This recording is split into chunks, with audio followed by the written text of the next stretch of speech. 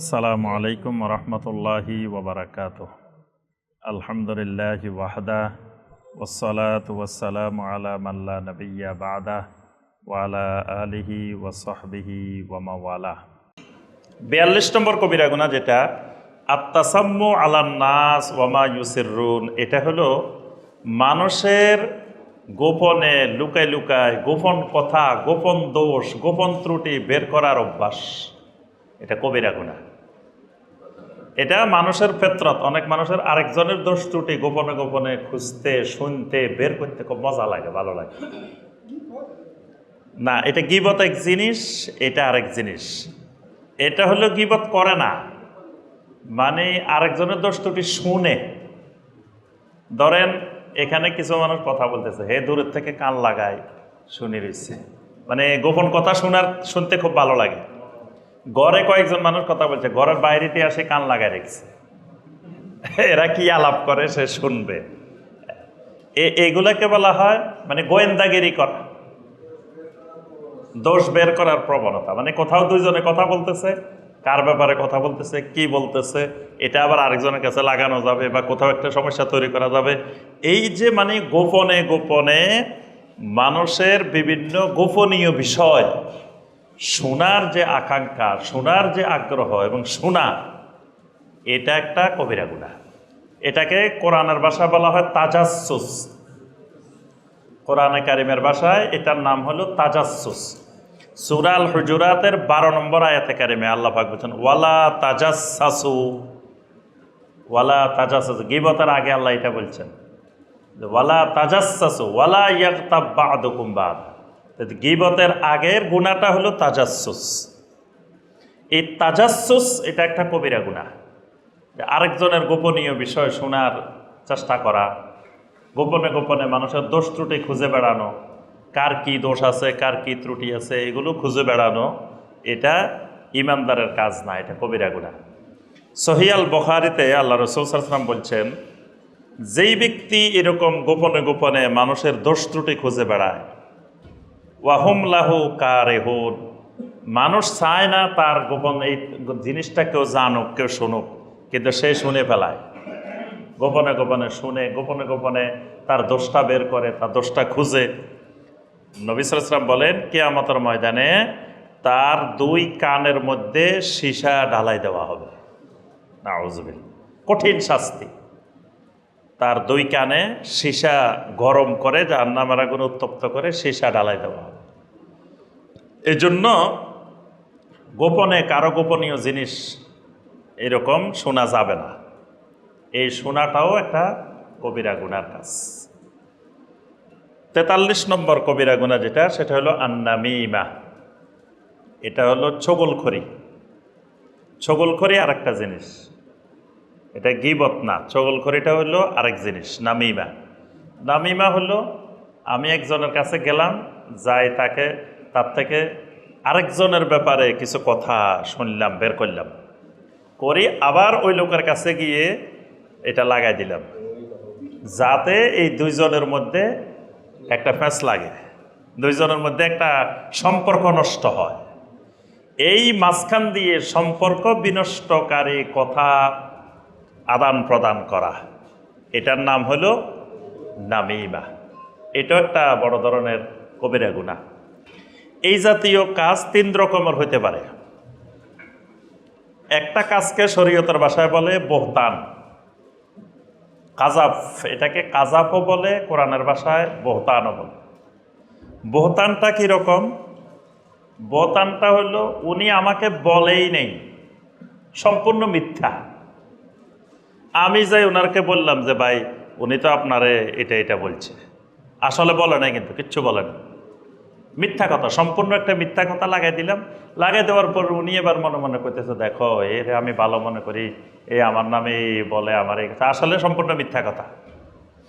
এই কাজটাকে বলা হয় বহতান। এটা গীবতের চাইতেও বড় গুনাহ এবং এটা শরীয়তে দণ্ডনীয় অপরাধ।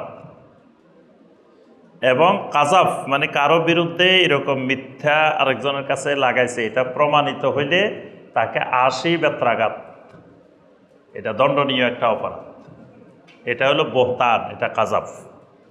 আরেকটা হলো নামিমা। নামিমাটা হলো যে সত্য কথা, মানে সত্য কথাটাই হয়তো উনি আমার কাছে বলছে আরেকজনের ব্যাপারে, কিন্তু আমি আবার ওই কথাটা আরেকজনের কাছে লাগাই সম্পর্ক বিনষ্ট করে দিলাম।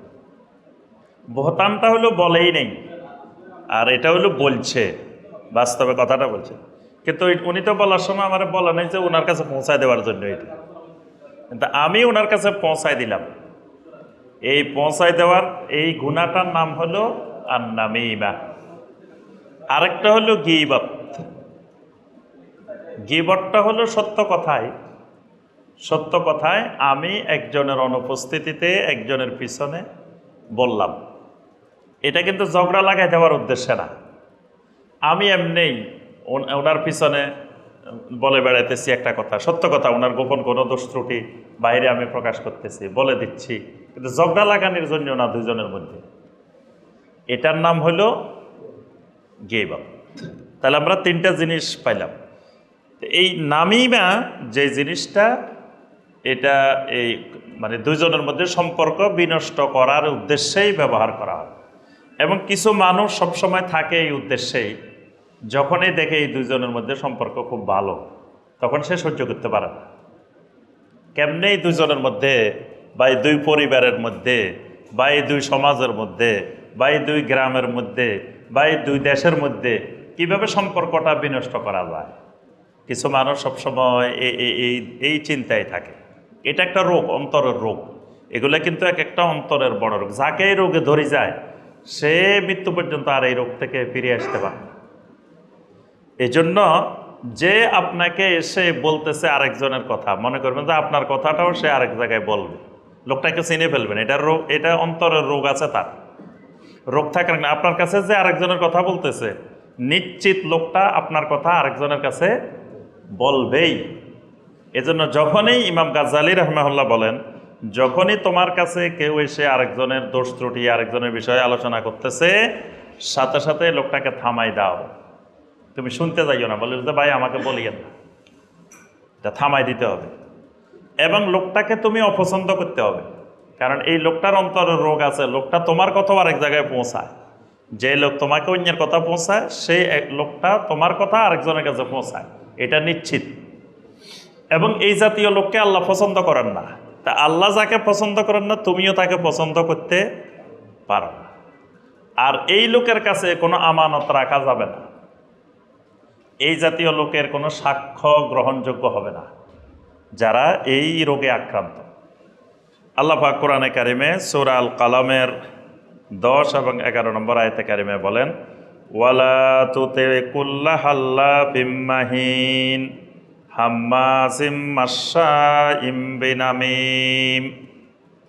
ওয়ালা তুতে, খবরদার ওই মানুষগুলার অনুসরণ করিও না, ওই মানুষগুলার কথা শুনিও না যারা কুল্লা হাল্লাফিন মাহিন। হাল্লাফ মানে বেশি বেশি কসম করে। যেগুলো বেশি বেশি কসম করে, বুঝবেন যে লোক এটার সমস্যা আছে।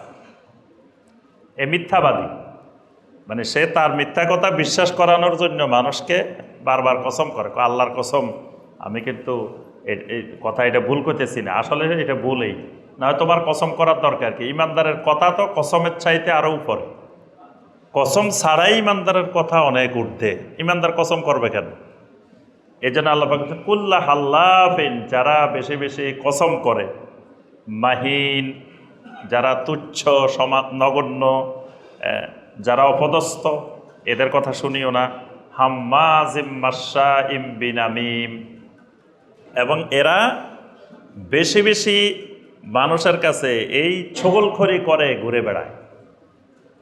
এরা সবসময় মানুষের কাছে ছগলখড়ি করে করে মাশাইম বিনামিম, নামিমা সহকারে, ছগলখড়ি সহকারে এরা ঘুরে বেড়ায়। আল্লাহ রসুল সাল্লাল্লাহু আলাইহি ওয়াসাল্লাম বলেন, লা ইয়াদখুলুল জান্নাতা নাম্মাম, ছগলখোর কখনো জান্নাতে প্রবেশ করবে না। ওই হাদিসটা আমাদের সবাই জানা আছে যে রাসূলুল্লাহ সাল্লাল্লাহু আলাইহি ওয়াসাল্লাম একদিন দুইটি কবরের সামনে দিয়ে যাচ্ছিলেন।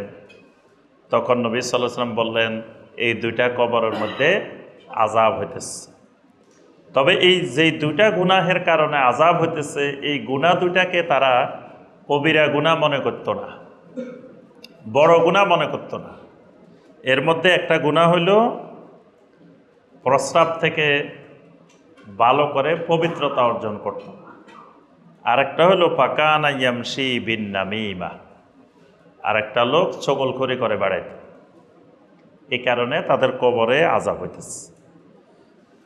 তো এখানে আমরা এগুলোর মাধ্যমে বুঝতে পারি যে এই চগলখড়ি এটা একটা কবিরা গুনাহ। ৪৪ নম্বর কবিরা গুনাহ সেটি হলো আল্লাহ আনা, মানে কাউকে লানত দেওয়া, অভিশাপ দেওয়া, এটাও কবিরা গুনাহ। মানে স্বাভাবিকভাবে কোনো মানুষকে লানত দেওয়া, তোমার ধ্বংস হোক, তোমার এটা নষ্ট হয়ে যাক, তোমার উপরে আল্লাহর গজব পড়ুক, তোমার উপরে এটা হোক, তোমার উপরে এই জাতীয় লানত দেওয়া, বদদোয়া দেওয়া, এগুলো কবিরা গুনাহ।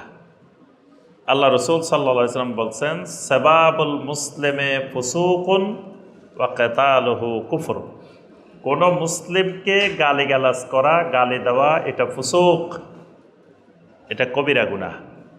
ওয়া কিতালুহু কুফরুন, কোনো মুসলিমের বিরুদ্ধে লড়াই করা, এটা কুফরি। মুসলিমের বিরুদ্ধে লড়াই করা কুফরি।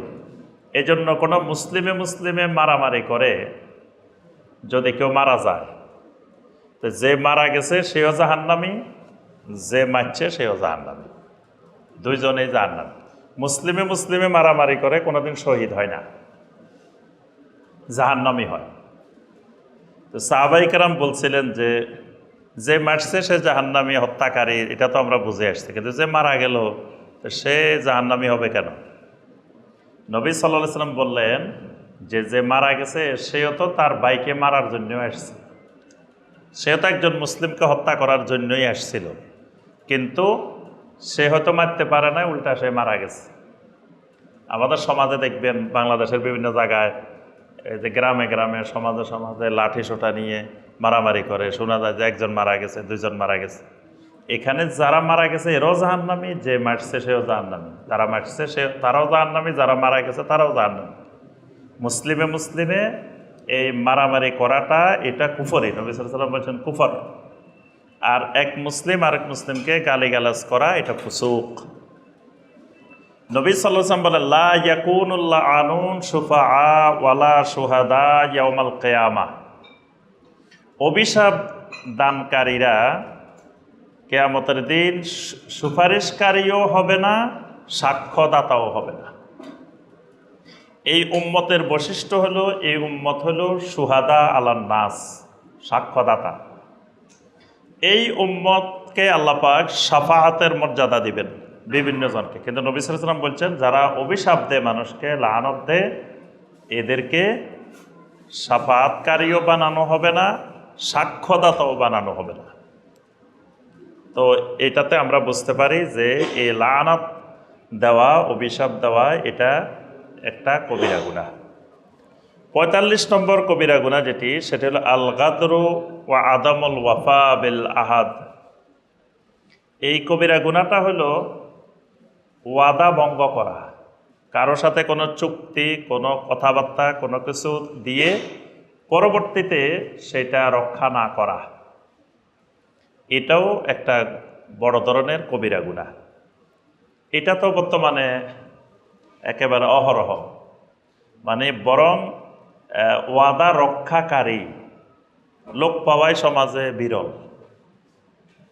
ওয়াদা ভঙ্গকারী বলতে গেলে সব মানে বেশিরভাগ, রক্ষাকারী খুব কম সংখ্যক। বিশেষ করে যদি টাকা পয়সার লেনদেন হয়, আর্থিক বিষয়ের লেনদেন হয়, তাহলে তো আর কথাই নাই, এটা কবিরা গুনাহ। সূরা আল ইসরার ৩৪ নম্বর আয়াতে কারিমায় আল্লাহ পাক বলছেন, ওয়া আউফু বিল আহাদ ইন্নাল আহদা কানা মাসউলা। তোমরা অঙ্গীকার রক্ষা করো, কারণ অঙ্গীকার সম্পর্কে তোমাদেরকে জিজ্ঞাসাবাদ করা হবে। আল্লাহ পাক তোমাদেরকে জিজ্ঞাসাবাদ করবেন কিয়ামতের ময়দানে। এই জন্য তুমি যে চুক্তি, যে ওয়াদা, যে অঙ্গীকার করবে সেটি রক্ষা করো। সূরা আল মায়দার 1 নম্বর আয়াতে আল্লাহ পাক বলেছেন, ইয়া আইয়ুহাল্লাযীনা আমানু আউফু বিল উকুদ, হে ঈমানদারগণ তোমরা তোমাদের চুক্তিগুলো অঙ্গীকারগুলো পূরণ করো, রক্ষা করো। মুনাফিকের যে বৈশিষ্ট্যগুলো নবী সাল্লাল্লাহু আলাইহি ওয়াসাল্লাম বর্ণনা করছেন, একটা হাদিসের মধ্যে আল্লাহ রাসূল বলেছেন 4টি বৈশিষ্ট্য মুনাফিকের, যার মধ্যে 4টা আছে কানা মুনাফিকান খালেসা, সে একেবারে খালেস মুনাফিক। তার মধ্যে একটা হলো ওয়াইজা আহাদা গাদারা, যখন সে কোনো ওয়াদা করে, অঙ্গীকার করে, চুক্তি করে, সে সেটা ভঙ্গ করে, সেটা রক্ষা করে না। এটা মুনাফিকের বৈশিষ্ট্য। যার মধ্যে এই বৈশিষ্ট্য ঢুকছে, নিশ্চিত বুঝতে হবে তার অন্তরে নেফাকের রোগ ঢুকে গেছে, তার অন্তর রোগ আক্রান্ত। 46 নম্বর কবিরা গুনাহ যেটি, সেটা হলো তাসদিকুল কাহেন ওয়াল মুনাজ্জিম, মানে কোনো গণক, কোনো জ্যোতিষী, এদের কথাবার্তায় বিশ্বাস করা, এটাও কবিরা গুনাহ। কোনো গণক, সেটা যে কোনো ধরনের গণক হোক, হাত গণনা করা, রাশি গণনা করা, ভাগ্য গণনা করা, যে কোনো ধরনের গণক এবং যে কোনো ধরনের জ্যোতিষী, যারা তারকারাজি নিয়ে গবেষণা করে, ভবিষ্যৎবাণী করে, এরকম মুনাজ্জিম, এদের কথা বিশ্বাস করা এটা কবিরা গুনাহ। এই কারণে আল্লাহ পাক সূরা আল ইসরার 36 নম্বর আয়াতে কারিমা বলছেন, ওয়ালা তাকফু মা লাইসা লাকা বিহি ইলম ইন্নাস সামআ ওয়াল বাসারা ওয়াল ফুআদা কুল্লু উলাইকা কানা আনহু মাসউলা। যে বিষয়ে তোমার এলেম নাই, সেই বিষয়ে তুমি কোনো কথা বলিও না, কোনো অবস্থানে যেও না। কারণ তোমার কান, তোমার চোখ, তোমার হৃদয়, এই সব কিছুকে আল্লাহ রাব্বুল আলামিন জিজ্ঞাসাবাদ করবে। তাহলে আমার কান, আমার চোখ, আমার হৃদয়, সবগুলা আল্লাহ পাক জিজ্ঞাসাবাদ করবে। তাহলে এই জ্যোতিষীর এখানে যে ফুয়াদ, মানে হৃদয়কেও আল্লাহ পাক জিজ্ঞাসা করবেন। তো এখানে মুফাসসিরিনে কেরাম বলছেন যে জ্যোতিষীর কথায় বিশ্বাস করা, আমার অন্তরে যে কোনো কিছু বিশ্বাস করে ফেললাম একজন বলছে, এটাও আল্লাহর কাছে জবাবদিহি করতে হবে। এই জন্য সব কিছু বিশ্বাস করা যাবে না। নবী সাল্লাল্লাহু আলাইহি ওয়াসাল্লাম বলছেন, মান আতা আররাফান ফাসাদ্দাকাহু বিমা ইয়াকুল লাম তুকবাল লাহু সালাতু 40 ইয়াওমা। যে ব্যক্তি কোনো ভবিষ্যৎ বক্তার কাছে আসলো, গণকের কাছে আসলো, আসার পরে গণক যা বলছে সেটা বিশ্বাস করে ফেলছে, 40 দিন পর্যন্ত তার কোনো সলাত কবুল করা হবে না। 40 দিন সলাত কবুল হবে না। তো সলাত কবুল হবে না মানে কোনো ইবাদতে কবুল হবে না, কারণ সমস্ত ইবাদতের মূল হল সলাত। কারো যদি সলাত কবুল না হয়, তার অর্থ হলো তার কোনো ইবাদতে আল্লাহর কাছে কবুল হবে না। সে গণকের কাছে গেছে, গণক যা বলছে শুধু বিশ্বাস করছে, এই বিশ্বাস করার কারণে 40 দিন কবুল হবে না। 40 দিন কবুল হওয়ার মধ্যে সে যদি তওবা করে ফিরে না আসে, তাহলে কিন্তু আরো কঠিন শাস্তির কথা নবী সাল্লাল্লাহু আলাইহি ওয়াসাল্লাম বলছেন। আরেকটি হাদিসে বলছেন, মান আতা আররাফান আও কাহিনান ফাসাদ্দাকাহু বিমা ইয়াকুল ফাকাদ কাফারা বিমা উনসিলা আলা মুহাম্মাদিন সাল্লাল্লাহু আলাইহি ওয়াসাল্লাম। যে ব্যক্তি কোনো ভবিষ্যৎ বক্তার কাছে গেল বা গণকের কাছে গেল, গণক যা বলল সেটা বিশ্বাস করে ফেলল, সে মুহাম্মদ সাল্লাল্লাহু আলাইহি ওয়াসাল্লামের উপরে যা নাজিল হয়েছে তার প্রতি কুফরি করল। এটা খুবই ভয়াবহ জিনিস, কিন্তু বর্তমানে অনেক মানুষ এগুলো বিশ্বাস করে। অনেক মানুষ রাশি গণনা করে যে আমার তুলা রাশির কি অবস্থা, বৃশ্চিক রাশির কি অবস্থা, মেষ রাশির কি অবস্থা, কুম্ভ রাশির কি অবস্থা, কন্যা রাশির কি অবস্থা, এই রাশির গণনা করে যে আগামী 6 মাস এই রাশির কি অবস্থা যাবে, এগুলো বিশ্বাস করে। তারপরে আপনার হাত গণনা করে, তারপরে কত কিছু দিয়ে গণনা করে। এগুলো তো ফাকাদ কাফারা বলছেন নবী সাল্লাল্লাহু আলাইহি ওয়াসাল্লাম, কুফরির কথা বলছেন। এগুলো কুফরে আসগর, মানে কুফরে আকবর না, কুফরে আসগর। এগুলা সরাসরি শিরিকের আওতায় পড়ে, তবে সেটা শিরকে আকবর না, শিরকে আসগর। এই জন্য শিরকে আসগর, কুফরে আসগর যেগুলো, এগুলো সব কবিরা গুনাহ।